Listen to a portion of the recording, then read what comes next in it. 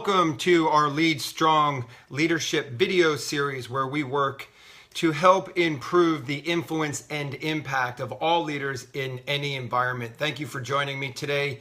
My name is Christopher Hart with Transforming Lives Coaching and Consulting.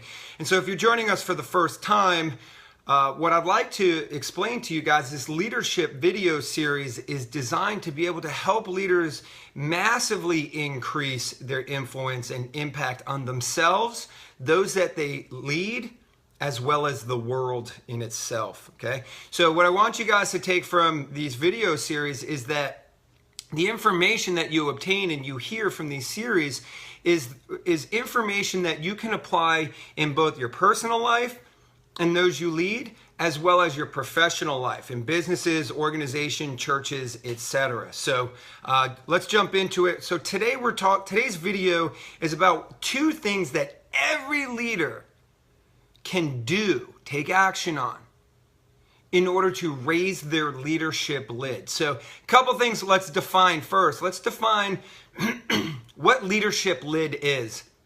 Leadership lid it's that ceiling of achievement that every leader has.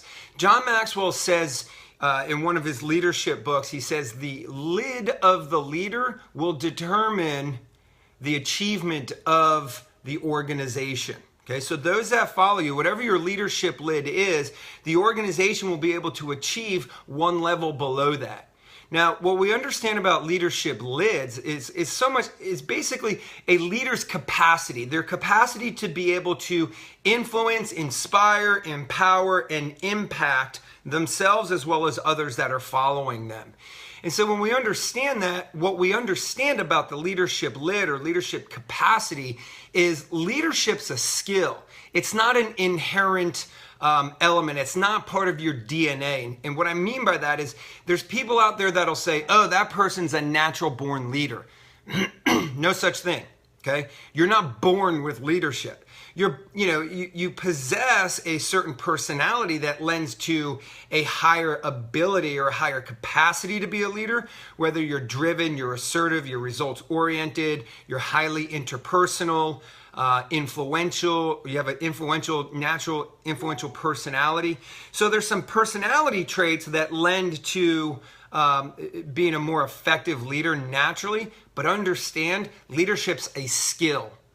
And all skills are something that must be honed, which means at some point in your life, you don't possess it, you work on it, and then you possess it and you increase. It's kind of like hitting a baseball, hitting a golf ball. You see, Tiger Woods, back in his heyday, when he was the best golfer known alive, basically, in history, he wasn't born that way. If you look at his story was one where his father put massive effort into him learning the game and working on the skill sets. He used to hit 1,000 golf balls every single day to increase his skill before he ever went out and played a round of golf, 18 holes.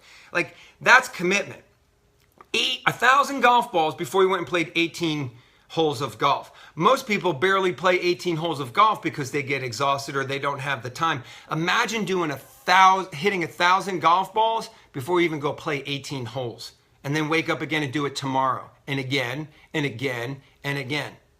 You see, all that is a commitment to activity that increases your skill. Same thing with leadership. Okay? So when we talk about leadership, we talk about raising our leadership capacity, raising our leadership skill set. And so these two things that we're going to talk about today allow you to raise your leadership capacity so that what you're raising is your ability to influence, inspire, empower, and impact yourself, those that you lead, and the world around you. Okay, so what are the two things? First one is focus on your strengths. And the second is leverage your weaknesses. See, I believe that if leaders were to focus on their strengths, good morning, Dean, great to see you again, brother. Love seeing you show up and playing full out with us every single day and doing it in your own world and your own business. So thank you for that. See, I believe that if leaders focus on their strengths, the things that come natural to them, the things that are already honed within them, the things that are programmed within them, the things that are skilled within them, those are your strengths. And if you focus on those, then those strengths, those skills, those natural abilities will automatically start to increase your capacity as a leader, thus increasing your leadership lid. And what we know by what John Maxwell tells us is increase that capacity, aka that lid, your organization's abilities and achievements should be able to follow. It's not a guarantee, they should be able to follow. Okay, but you can never increase your organization's capacity to achieve unless you're increasing your leadership lid.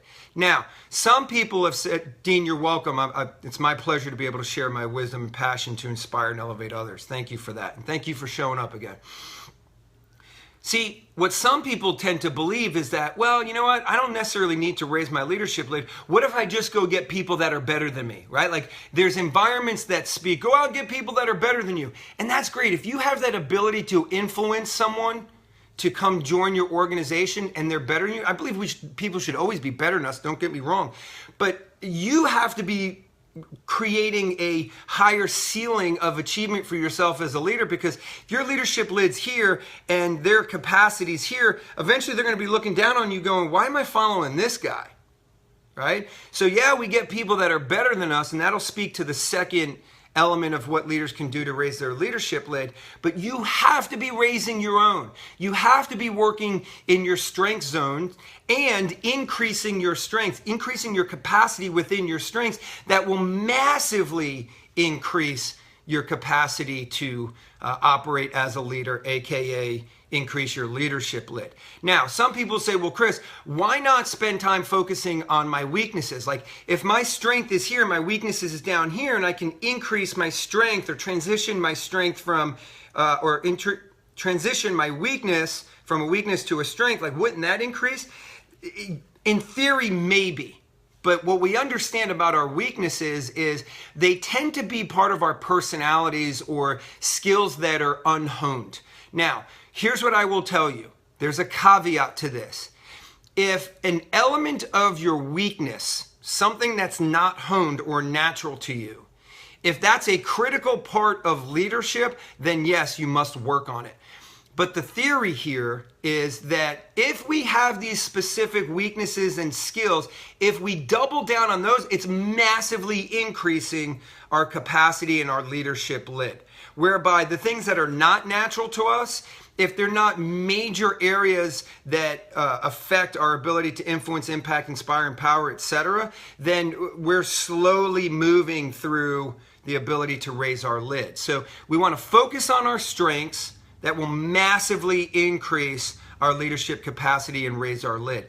The second one is leverage your weaknesses, right? So what are your weaknesses? I don't believe there's anything to really be a weakness. We're all created by God. I don't think God created us to be weak.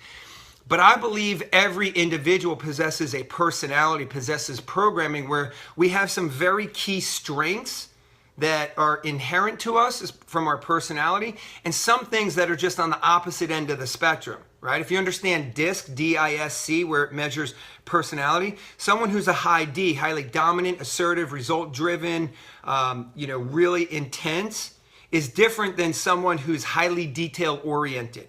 Highly assertive does not play in details, meaning their strengths are drive towards results, get stuff done, they'll make it happen.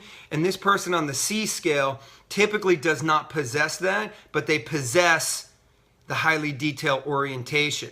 Now, as a business leader, there's going to be elements of your organization that you need detail orientation, whether it's, creating your P&Ls and your budgets and understanding where all the money goes and micro-focusing on that, creating systems and models within your business to duplicate or to validate and duplicate and replicate for business expansion.